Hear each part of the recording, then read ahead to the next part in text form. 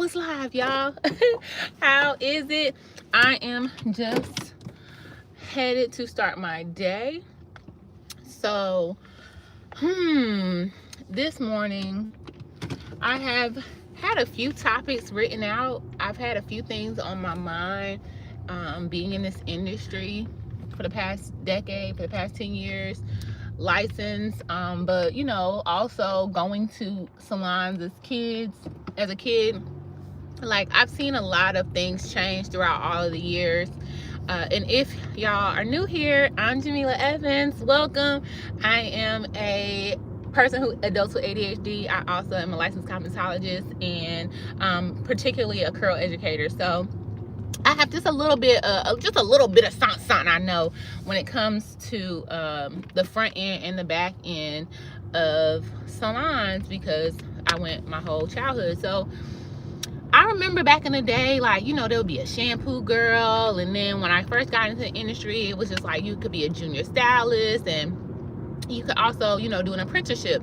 And apprenticeships are still very, important in like the tattooing space. And then even barbers, more so, they kind of still keep that. Like, I think the barber schools here in North Carolina, or at least the ones here that I remember, you have to like get your license, and then it's a portion of like getting the license. Well, when it comes to cosmetology, it's a little bit different. Or when it comes to being a hairstylist, it's just like people come straight out of hair school, and I hope y'all can hear me okay. People are coming out of hair school and going straight into suite life. They're going straight into these salon suites that are really it's really not beneficial. Sorry, y'all. I'm trying to make sure that y'all ain't hearing too much of the road. One moment, y'all. One moment. Ooh, momento. There we go. I think y'all might be good. I think. Anywho, so it hurts my heart because let me back up. I did not do a junior stylist position. I did not do an apprenticeship position, but I did go into a traditional salon setting. So I started off as commission based. The day I got my temporary license, I was like, oh, I'm ready. It's time to go. So I started going around. I looked on Google at different salons and kind of mapped out around the city where I was going to head to. I got dressed. Okay, I put on my all black. I put on a little heel, a little top. I came with my resume. So that's when I talk about coming, correct, stepping with your best foot forward and treating every position like it's a corporate position. That's what I mean. I went to a few salons, didn't really care for the vibe. And then I ended up going to one last salon, which actually ended up being the salon I worked in for years. Left, went to Charlotte, came back and worked at the same salon, but it was underneath different ownership. And then my salon now is currently next door to it. So like, this is my little spot, okay? My little corner of Fayetteville. Needless to say, the salon that I went into was with a whole bunch of like veteran senior stylists, okay? Starting off like 40 on upwards of like mid 50s, like going into retirement age. Hi, thank you. Hey, Miss Inga. So I was one of 6 stylists, and I was the youngest up in there. I think the next lady in my next lady up was like 35. So at like 21, 22, 35 felt like that's where I'm at now. It felt real, real, real grown, because she had children and everything. So here I am, this little, what I felt like a teeny bopper. I was still in college. I still had 3 more semesters at the university. I have a video talking about how I was a college dropout, only momentarily. So I dropped out of college mid-class one day to sign up for hair school, and that's how I ended up being here today. I did go back and finish my degree. So as I'm going back and forth still to classes and stuff, I was going in there and I was working commission based.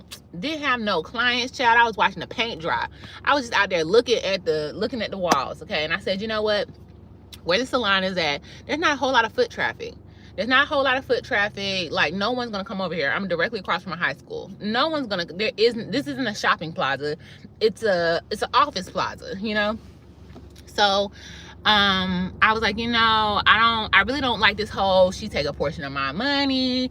I can get me some clients. So I did that. And in finding my clients, a lot of the stylists there didn't do natural hair, which is how I became That's how I became like a natural hairstylist. They did not do natural hair. They was like, oh yeah, no, I'm not doing that. Get Jamila do it. And they just started pushing everybody over to me. So imagine 5 other stylists funneling in all these natural clients. And here we are 10 years later. It's been hundreds and over 1,000 clients. But what I learned from watching those ladies being in a traditional salon setting versus being in a salon suite was about bread and butter clients. Those are those clients that come regardless. They come every 2 weeks. Those are your bread and butter clients, okay? What I learned was about rebooking, because when these people left out, they already had their next appointment on the books. I learned about retail, selling retail products. I learned about timing. These women would come in and get out, come in. It was like a well-oiled factory for every single stylist I was working around. So when I speak about like where the apprenticeships at, like that is why there's a drastic decline in the overall like quality of the beauty industry, and it's so sad. Someone says, how do you get so much energy? Child, I just drop them kids off, okay? So anytime I drop them kids off, I be like, No, I also I've been taking thesis, and so this is actually the pack that I took today. I took this on the way here, so I don't know if it's kicked in or not, but I've never taken this one in particular. And I can come back around to thesis. Like I mentioned earlier, I adult with ADHD, which is why I'm literally on a whole nother topic right now. And so I've been taking these thesis packages to help with my brain so I can get things done, because I don't be adulting well. But yeah, so I'm just happy today. I'm just happy. I can be happy, right? Needless to say, the stylists are, child, these stylists are, it's sad. It's really sad, because there's so many women who come in with hair horror stories, and I'm just like, it didn't have to be like that. So, and then the hair horror stories also are twofold. So the clients get hair horror stories, and then us as stylists, we also have hair horror stories. But really quickly, let me tell you all how some of this scamming and this Instagram like game of booking appointments kind of spilled over into the new salon space that I'm in. So I've been in 5 or 6 salons over time. I've owned 2, or at least 2, and then I have I've booth rented and commissioned and all that other crazy stuff. So y'all, I'm gonna get off of here, because I'm actually about to go through the car wash. So let me park, and then I'll come and speak with you all. One moment. Let me park. This man probably think I'm about to take their sign out. I hope y'all can see me okay. So yeah, I was sitting in the salon, and someone comes to the door. We keep our door locked, but this day in particular I hadn't. So when they just walked in, I'm looking at these 2 people, and they looking at me. I'm like, okay. So it's a couple, so a lesbian couple. One is like a heavier set, tall, you know, woman, and then another one is shorter, and she has a bonnet on, the shorter lady. And so she's talking, and her girlfriend, I'm assuming, wasn't saying much, but essentially she had a bonnet on because she thought she had a hair appointment. Okay, she went to the salon that I used to work at across the parking lot, and they was like, oh no, Jamila's over there, go over there. And so when she came to me, you know, now standing in my face, she was like, hey, I booked an appointment, I came to get my hair done. And I'm like, hey babes, like, you don't have an appointment with me, and I'm the only stylist in here. At the time, I didn't have 2 chairs, so it literally is just me, my client, and then this couple. She's like, I have an appointment. I was like, via Cash App, right? And she's like, really? And so at this point, I'm like, man, like, I'm feeling bad for the girl, because what? First and foremost, who is using my salon name to run this scam? And secondly, like, this woman clearly is wanting her hair done and needs her hair done in this moment. So I first wanted to inquire how much this person was charging, because my lock retwist, she had locks, my lock retwist is $135. She had already sent like a deposit like $30 or so over, and then she was saying that the lady was only charging like $70. And I was like, I'm nice, but I ain't cutting my prices in half nice. So, but when she pulled off her bonnet, I saw that she really didn't have a whole lot of locks. She was still kind of in the early phases of them, and it wouldn't have taken me too long. So given the situation, I was like, you know, what time is best for you? Could you, like, I try to fit her in. I ended up contacting her back and forth a few times, but she never came in. I'm assuming she figured it out. But that was awful. Like, what? And it happened twice. So that wasn't the first time. Another girl actually came to check out the salon because it felt like a scam to her. So she literally, before she had paid anything, she just wanted to, like, do a drive-by, and I let her know, like, yeah, no ma'am, that's not me, that's definitely a scam. So I think that if apprenticeships and, like, junior stylist positions were to come back, that they would get the proper guidance and the proper advice and the proper, you know, training to not need to do all of this. Because I am a natural hairstylist and I make what people who are doing extensions make. I make what people who are doing lace fronts and box braids, like, and all I'm doing is educating.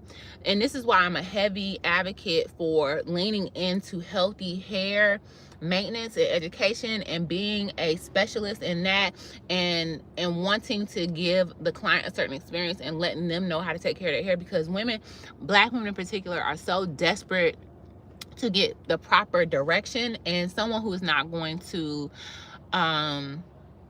be getting over on them. Like, back in the day, the stylists used to turn you away from the chair.